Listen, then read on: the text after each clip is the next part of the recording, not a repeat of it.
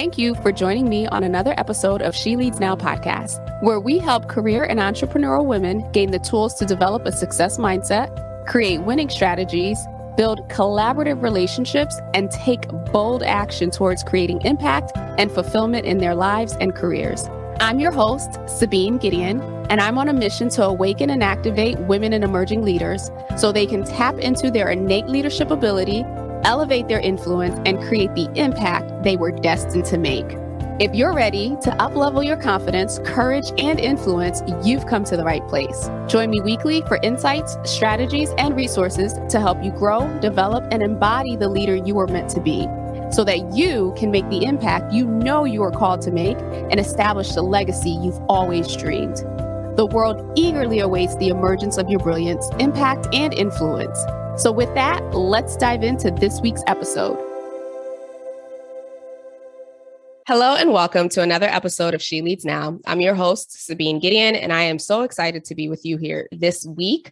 Today, we'll be chatting with Victoria Brodsky, who is an entrepreneur who has an amazing journey to entrepreneurship, which she will be sharing today. But real quick, Victoria is an entrepreneurial professional with an interest in all things better for you. With an educational background in nutritional science, she feels especially drawn to people, products, and services that value health and joyful living. She has also recently started her own e-commerce company, which is a hydration and beverage company called DrinkLyte.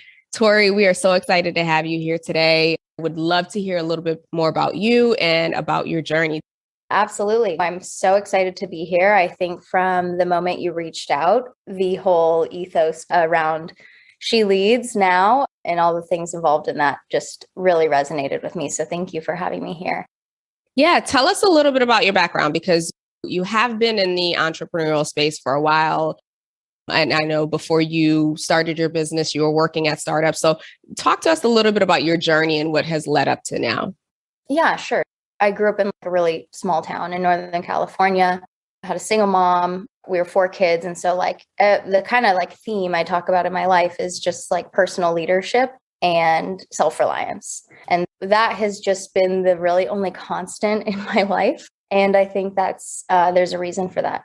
And I think that those are some of the gifts that either I've been given or I've been able to hone because of just all the different types of adversity and also all the different wonderful opportunities I've had in my life. I had very low self-esteem, and I also suffered from an eating disorder since I was very young.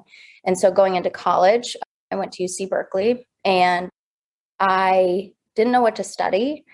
And so you hear all the time, study what you love. But at a school like Cal, they're anything that's not STEM, you're just being a wussy. And nutrition science was considered the home ec major, when in reality, nutrition science was a pre-med major. So I took all the same classes as pre-med, except for my last year. It was a focus on metabolic science, community nutrition, the food and beverage industry, clinical nutrition, medical nutrition therapy. And so it was extremely challenging, but it allowed me to connect with health and just learn a lot more about it, everything I needed to have learned to overcome my relationship with food. But also I get very excited about certain things. And when I was studying, I noticed, and I kept on realizing this pattern that we're not fixing things from the clinical side. People are making choices because large corporations have the money to convince them to make those choices, especially when it comes to their health and their nutrition. So I decided not to go clinical. I decided I'm going to do business. And I had no idea what that meant because I was a science undergrad. But I was very lucky because I waited tables during undergrad and I actually got a internship at a startup that built apps for people with food allergies. And that was fantastic. It was my kind of segue into the world of not only nutrition and technology, but also startups.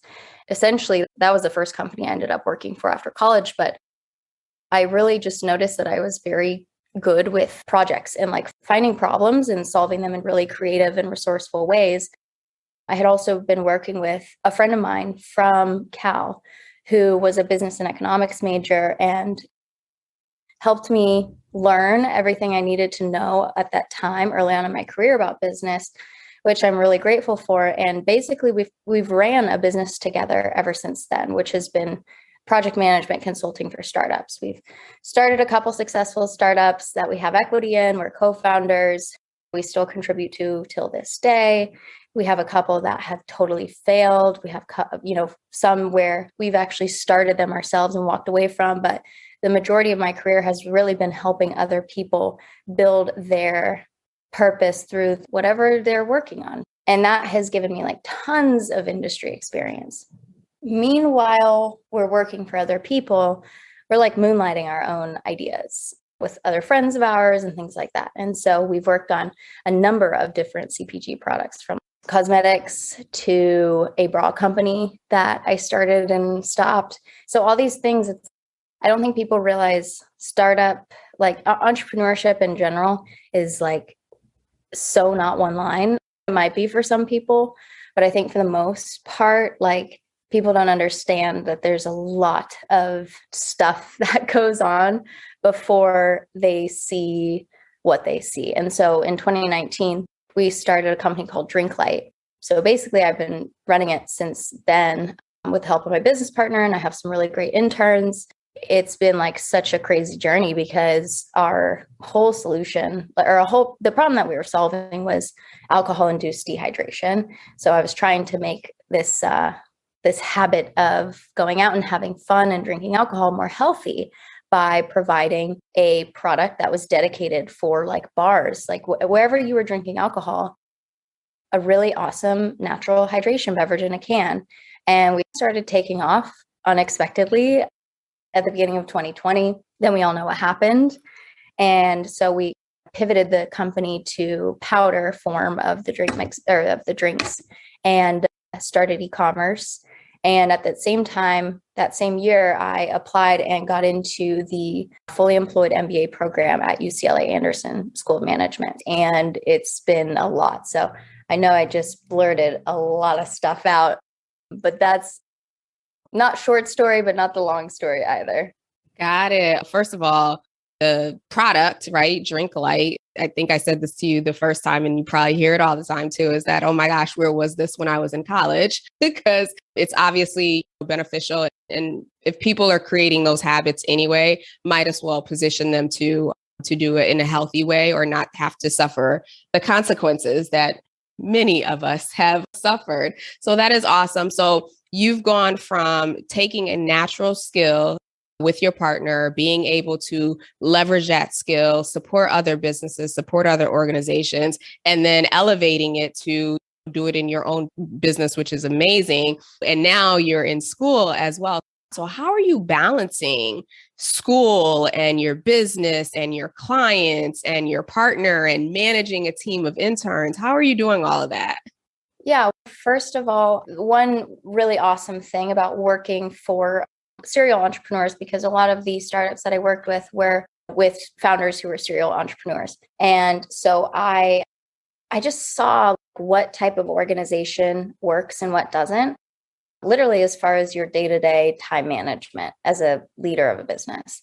And so luckily I've had my own experiences of how to balance everything, but also I saw a lot of things that didn't work. There's a few things. First of all, like Peter Drucker talks about how if you're going to be effective, you pick 3 things that you need to get done that day. And be very careful about what you choose for number 3, because you probably won't get to it. And you think how insane that is. You're like, there's no way I'm only going to get 3 things done today. Almost every day, I get 2.5. And that's on a really good day, because sometimes my whole day is thrown off. So that's one thing, is just, I would just emphasize prioritization. Like, you have to determine what is most important and urgent on that day. And sometimes what is urgent is not important, and what is important isn't urgent. And so you have to use your judgment as to what you need to get done. And so with that, you also have to have a bird's eye view of what's happening over like the next month for you, especially over the next week. And so when I talk to people about this, I give very practical advice as to literally how I like mentally can compartmentalize everything. And I cannot emphasize the importance of a calendar. Like you have to find a system that you can rely on, because that calendar is probably the thing I look at most every single day, just to make sure that I'm planning and going along with what I've planned to do that week or that month. So as much as you can compartmentalize your actual workspace, which is for most of us a laptop, that's really how you can do it. Oh, wow. Okay. So I love the system that you have with the calendars. That Peter Drucker, The Effective Executive, I actually give that book to all of my private coaching clients who are leaders. So I'm with you on that.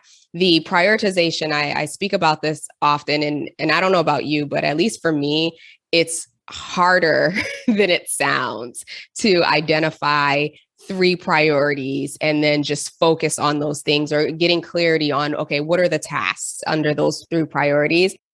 But on the days that I am able to do it, I can't tell you how productive I end the day feeling versus, oh my gosh, I still have this list of 20 items to do. So thank you for sharing that.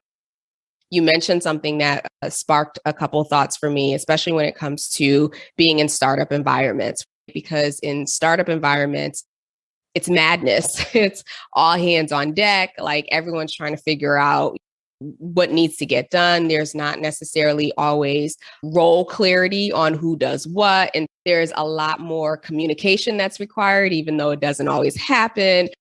And so it's chaos. And so I love the fact that you've been able to take all of your experiences in these chaotic moments to take a step back and say, okay, what works for me, and leveraging the good of each side of it to build your business and obviously to continue to support clients. Now, with regards to DrinkLyte, how did you go about choosing the model for business? Yeah, so I think there's a couple things.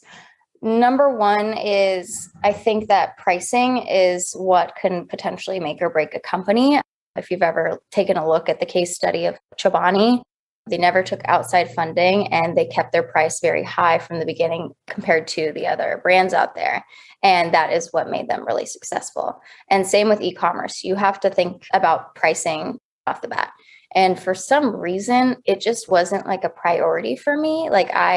When I was starting e-commerce, it was like, oh yeah, okay, I think our COGS are around this, so this is a good price. And yeah, this is a little bit cheaper than the competitor. I just didn't think as pricing as a strategy. And I'm learning now, not only through my own experience, but also in business school and studying other companies, that pricing is so incredibly important.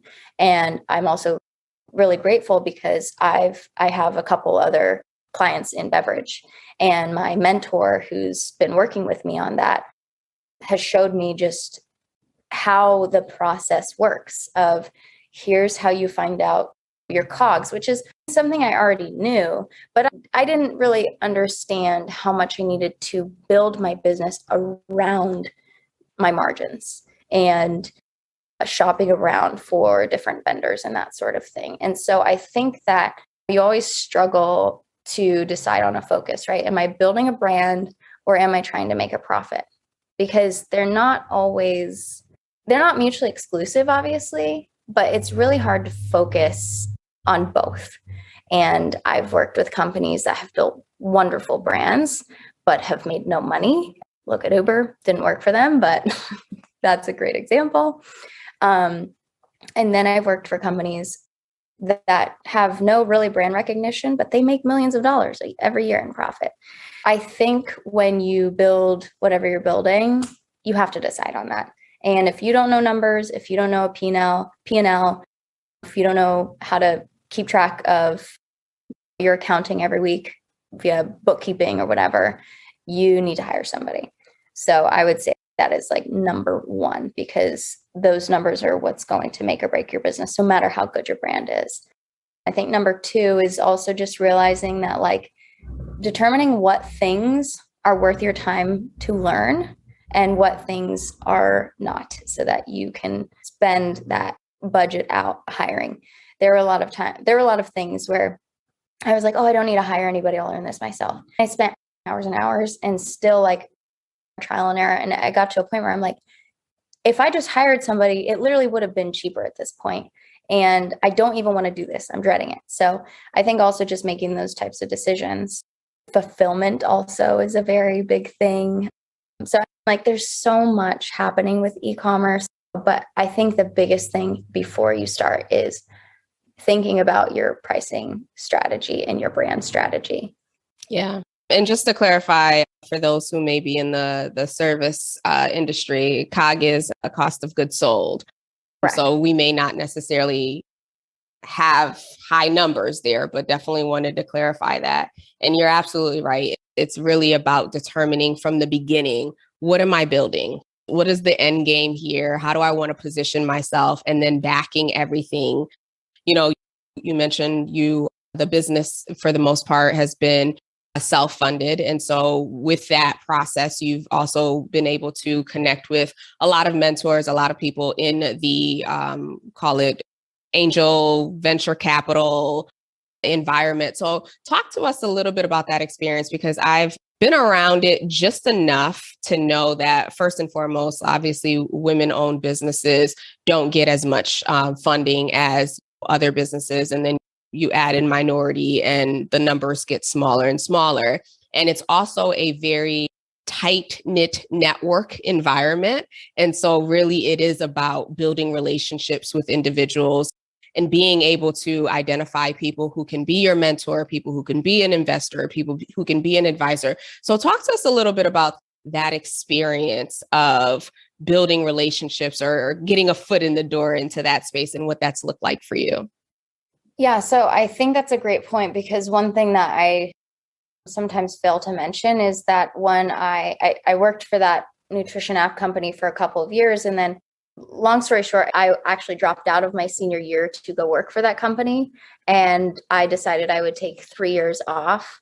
2 of those years I worked for the company. And then that third year, I was just going to network full time. And then I'd go back and finish my undergrad degree. So that year, first of all, I was burnt out.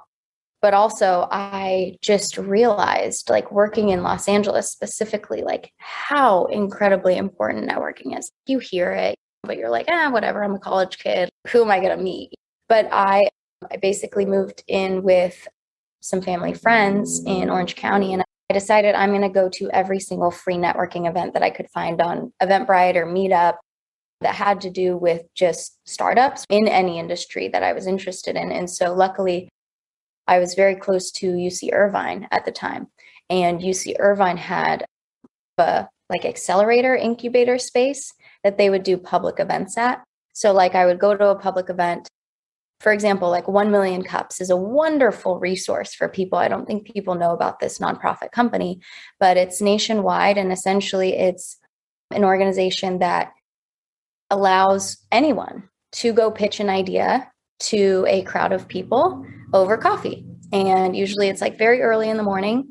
And I was like, this seems cool. I'm going to go do this. And so I remember pitching a company I had an idea for, because it doesn't really matter even if that company exists. It's let's hone your pitching skills. And on that very first morning, the very first networking event, I met one of the most important mentors of my life. And literally we were just working together an hour ago. So all that to say, I intended to network for an entire year. It turns out going to 2 or 3 weeks of networking events started my career, because once I started working on a project with one EIR who needed someone like me and said, maybe I can just hire you part-time. And I said, okay, and here's my business partner. This is what we can do. And then it was just like word of mouth. Hey, you got this problem, Victoria will figure out how to fix it. You got that problem, hire Victoria. And so I just became this like Jane of all trades in the community down there. And it was wonderful. So I think that networking, I'll never be able to emphasize it enough. You need to intentionally go out there to meet people, be the first one to walk in, be the last one to walk out. And it's okay if you're awkward. I don't like that stuff. Like personally, I guess I'm good at it. It's one of my strengths, but it's exhausting. And especially when you don't know what you're doing with your life. I was like 22 at the time. And I'm like, yeah, I'm an entrepreneur. I dropped out of college. I'm studying, like I was all over the place. And so people recognize that. And the people who will see something in you, you can't mess it up. And for the audience, I did not pay Tori to share about her networking experience and the power of it. And I say that just because I'm always advocating about networking or relationship marketing and really looking at, instead of trying to figure it all out and be the end all and be all, like, how can I leverage the resource of other people, or how can I leverage the knowledge of other people? And I wasn't even expecting your story, but I'm so glad that you were able to highlight how, one, being intentional and setting the intention to put yourself out there to meet as many people really opened doors for you. And because of those open doors, you've now built this amazing network, you're building this business, and you're continuing to expand and grow based off of that. So that's the power of networking. But I'll get off my soapbox on that. Shifting gears just slightly here. So we had talked about, obviously, there's the networking, there's the building relationships. And then once you get into that ecosystem and get into that circle, there are just a couple of unwritten rules. Since women business owners, we're not playing in those spaces as much. What are some of the lessons learned in that environment and through your experience that you would want to share, so that if someone is considering, hey, I might look for funding at one point, what are some of those do's and don'ts and some unwritten rules that you would mind sharing?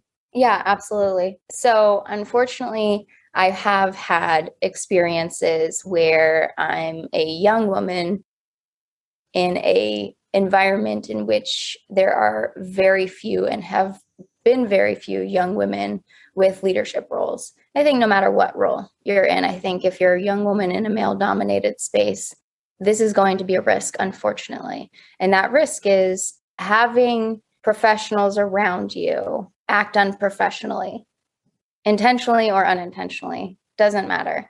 And I don't think, like, I've spoken to my female executive coach about this, and I said, because I've been had really negative experiences in the past with male bosses or male clients, it's really hard for me to trust like a new investor that's coming on who's male, or a new advisor, something like that. It's really hard for me to trust because now I think that's what they're thinking. And she gave me the advice of, you have to go in and act as if that's impossible, because that's preposterous. And if someone were to treat you like that, it would be unacceptable, and they would know that. And so you have to project yourself. But when you're a young girl, you don't know that. And so I would just say, I think it's good to all the younger women, or women of any age, frankly, who have experienced just some sort of inappropriate behavior in the workplace. A, it's good that you're listening to this, right? Like, you need to hear other stories, to surround yourself with people who can give you advice. But B, walk in the room always with confidence, knowing that you are too important for someone to act inappropriately to. If someone respects you, they're not going to act inappropriately towards you. And so you have to walk into the room with an air of commanding respect. And I know that's very difficult. I still struggle with that sometimes. So you have to put on this veil and that whole fake it till you make it. So it takes time to do that. So I guess just in your energy and how you present yourself is very important. And I don't want to say this is one of those things where it's, oh, if you present yourself as shy and vulnerable, it's your fault if something happens. Absolutely not. What I'm saying is there's the presence that commands respect that is going to help you throughout your career, no matter what. And one of the byproducts of having that and having that mindset as you go throughout your career is that no one is going to act inappropriately to you. And if they do, it will be not good for them. Let's just say that. Assume the best, but be prepared for the worst.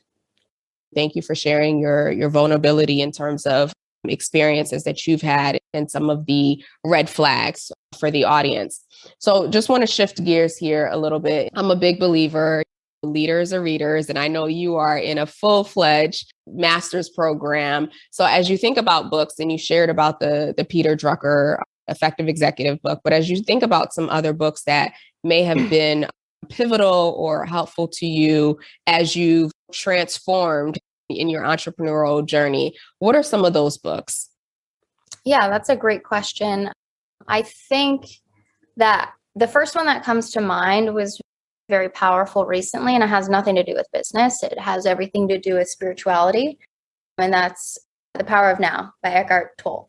That book allowed me to get into a mindset where you have such faith, like practical ways to get in touch with who you are as a being. And it's meta and interesting and weird, but it's really helpful. The other book that I'm reading right now, because I'm actually in a negotiations class, and this book isn't required, but I had a good friend give it to me. He said, you have to read this. It is Never Split the Difference. Fabulous book. I'm horrible at remembering authors' names, but hopefully you'll be able to pull it up and link it. But it's basically Chris Voss, I think. Yes. Christopher Voss, yeah. Yeah. And so he did a lot of work in the military and government and FBI and all that to basically negotiate like hostage situations. So literally negotiating for people's lives. And all of the things were so incredibly applicable and effective that he learned, right, in those situations. A fun read that my mom just gave me for my birthday, and it was a really quick read. It was just fun and it made me happy, was Lily Singh's new book called Be a Triangle. I think that's what it's called. And it's very short and it's very funny, but she talks about how like your life, like you have to have a foundation other than just your career. And I think especially women who are focused on their career, like hyper focused, like they put their value right in their career. And even when you are at a place where you are happy, like with your career, if that's the only thing you've invested in, you're probably not going to be super happy elsewhere. Awesome. Okay, so we will link all three of those books, including The Effective Executive, in the show notes. Another good book recommendation on negotiations would be Alexandra Carter's Ask for More. Hers is complimentary to Chris, so I definitely recommend that if you're focused on negotiations. Tori, thank you so much. You've shared so much about your journey and your process. And one of the things that I'm taking away from this interview and this message is that entrepreneurship, like we mentioned before, is not this linear path, right? As you're becoming whoever it is that you're becoming, you're able to leverage that and express that through the work that you're doing. And so for those who are listening, who, have businesses or who are thinking about starting businesses, or you have that side hustle and you're trying to figure out what does this look like? I think the encouragement that you can take away from this is that you can start one way and allow your growth and your development to lead you. Before I let you go, how can the audience get in touch with you? How can they reach out to you? How can they learn more about DrinkLyte? Yes, absolutely. First of all, you can go get your first DrinkLyte for free at DrinkLyte.co. That's LYTE.co. The second place is to go to VictoriaBrodsky.com. That's my personal website. You can email me there. You can see my LinkedIn, my Instagram, and connect with me on any of those. I suggest email. Awesome. We will have the website as well as the handles, the social handles on the show notes. So be sure to check those out and be sure to connect with Victoria and get your free sample of DrinkLyte. So with that, Victoria, thank you so much again for sharing your knowledge, your journey, your wisdom, and how you've really been able to navigate this path of entrepreneurship. For you all listening, I will be back next week. Thank you so much. Have a great rest of the week. Thank you for tuning in to another episode of She Leads Now. Be sure to join us next week for another transformative discussion to help you grow, develop, and embody the courageous leader you've always been. Be sure to subscribe to the show to get alerts when new episodes drop, and join us for our next Leaders Lounge meetup on Zoom. Details and dates for future sessions are included in the show notes below, so take a look there or head over to sabinegideon.com/lounge to register and hold your spot for the next session. Again, that's sabinegideon.com/lounge to grab your spot. Excited to connect with you all inside the lounge. Talk to you soon.